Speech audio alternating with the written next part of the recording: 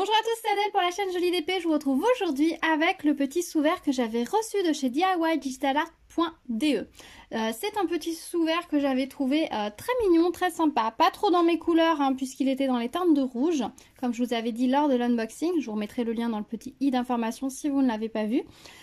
C'est pas trop mes couleurs, mais j'aimais beaucoup la composition du modèle, donc je m'étais dit pourquoi pas, je voulais voir ce que ça pouvait donner. Donc pour ceux qui ne connaissent pas les petits sous-verres, on les reçoit comme ça en petite boîte en carton, toute simple. Voilà, très sympa. Dessus, généralement, il nous colle l'image avec le modèle que nous avons choisi. On ouvre et d'habitude c'est l'inverse, ça se présente hop, comme ceci. On a d'abord un sachet avec les diamants et le toolkit et ensuite nous avons le petit sous-verre. Donc le sous-verre en lui-même c'est une couche de plâtre avec une couche de liège dessous.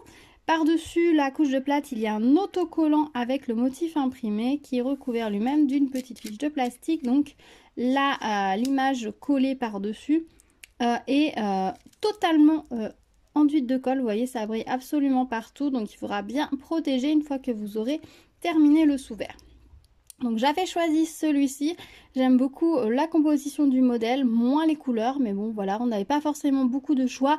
Au niveau des mandalas, enfin style mandala, on n'a que deux modèles, il y a celui-ci et le bleu clair. Et je trouve que le bleu il est un petit peu trop light, on voit pas aussi bien le motif que sur celui-ci. Donc je m'étais dit pourquoi pas prendre celui-ci pour voir. Dedans, là, ici, nous avons les diamants et le toolkit, donc tout ce qu'il faut pour le réaliser.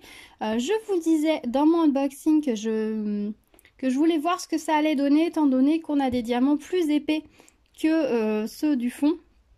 Les gros diamants sont un peu plus épais, donc j'avais peur que ce soit pas très stable pour poser un verre dessus. Donc je voudrais tester ça, voir si notamment le 21 et le 12...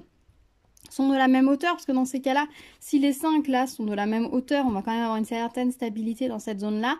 Donc je voulais voir ce que ça pouvait donner en tant que sous-verre, sachant qu'il faudra absolument le vernir, puisque les diamants vont faire des hauts et des bas, qu'il y a de la colle absolument partout, et on voit à certains endroits entre les diamants, il va y avoir... comme ici, pas mal d'espace, donc potentiellement pas mal de place pour accrocher la poussière et la saleté. Et que si on pose un verre frais par-dessus, l'eau va ruisseler le long de la paroi du verre et donc va venir se déposer. Alors je sais pas si la colle se dissout à l'eau ou pas, ça j'en ai aucune idée. Mais bon, ça va pas être terrible et ça risque de se salir, s'encrasser. Donc je pense qu'il faudra bien le vernir avant de pouvoir s'en servir.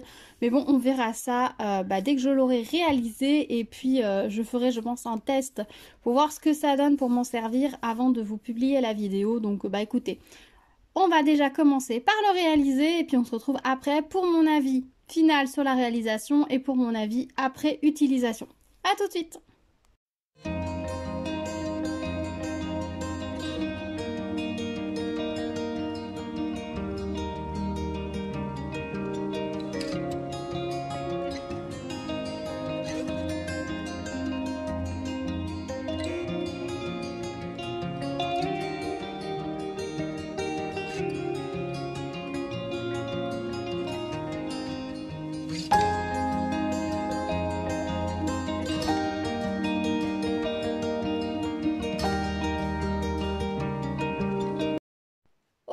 Je vous retrouve avec le sous-verre terminé, donc je le trouve très beau, il est vraiment magnifique, il brille de mille feux, il fait très précieux, les diamants sont de très belle qualité, c'était vraiment un plaisir à faire avec ce motif très contrasté, vraiment plaisant, même s'il était rouge et que j'ai pas l'habitude de faire des choses rouges, je me suis régalée, j'ai vraiment apprécié, la colle collait très bien, les diamants étaient très beaux, les symboles très clairs, vraiment bon moment avec ce sous-verre.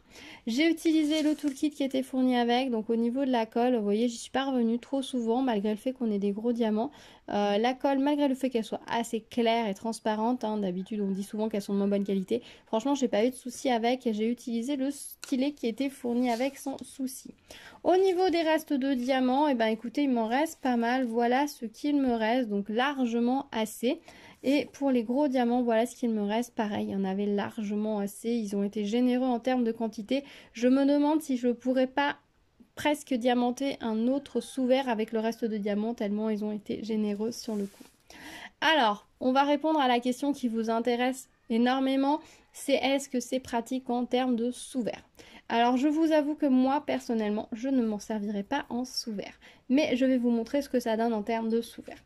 Alors si on prend un verre comme ceci, un verre avec un petit fond, ça ne va pas aller tout simplement parce que du coup il va reposer sur le diamant principal mais pas sur ceux du bord, parce que comme je vous l'avais dit, ce que je craignais, les diamants les plus gros dépassent un petit peu de la surface, donc forcément ça va créer une petite pente et ça va manquer de stabilité. Alors la pente, comme vous voyez, est vraiment minime, donc c'est pas non plus vraiment casse-gueule, on va dire.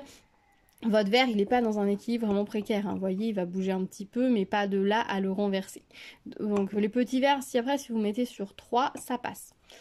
Par contre, c'est vrai que j'avoue que c'est très très joli quand on regarde au centre, c'est vraiment très très beau.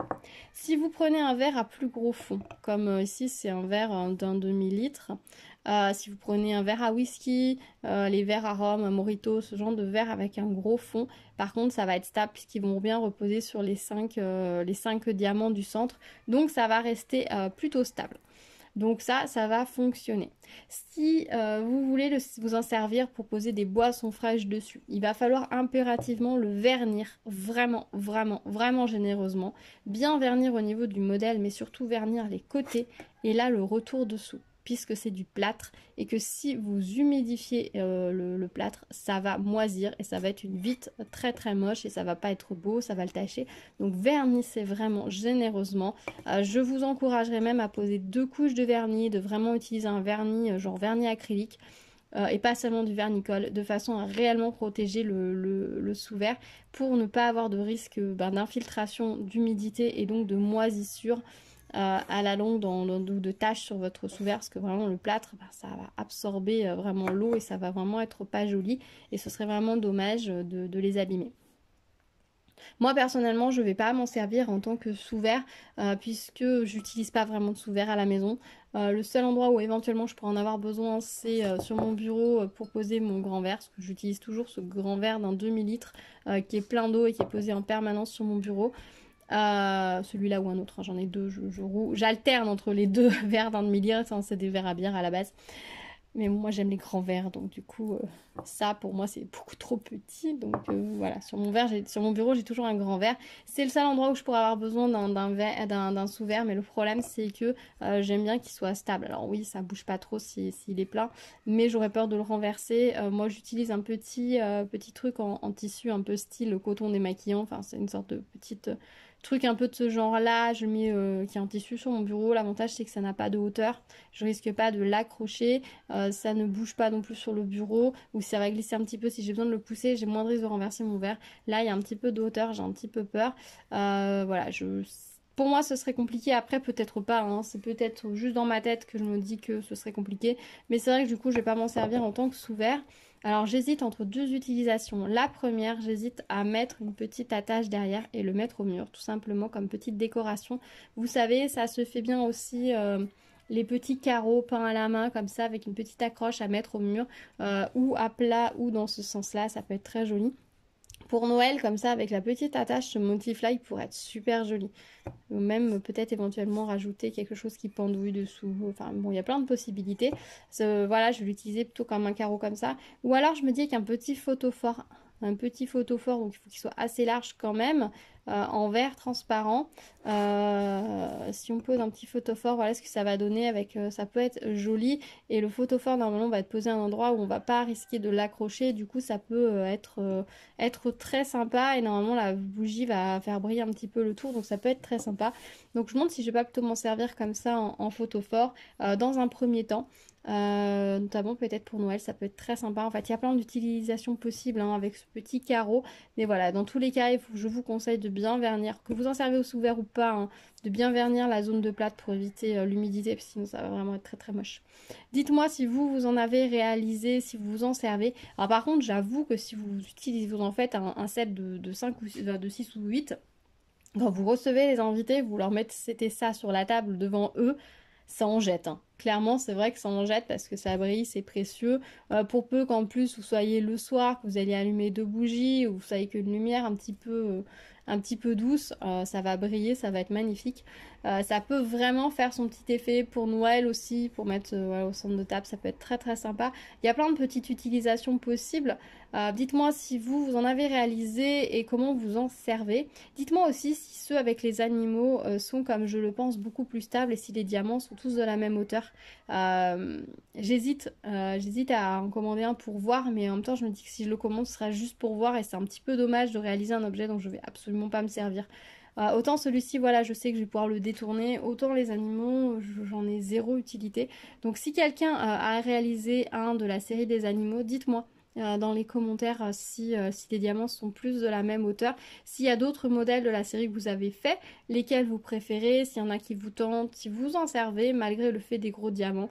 Dites-moi tout dans les commentaires, voilà, j'aimerais beaucoup avoir vos retours sur ce support-là, parce que l'idée est vraiment quand même très sympa, il y a plein de possibilités avec, donc donc dites-moi comment vous en servez, si je vous ai donné des idées, tout ça.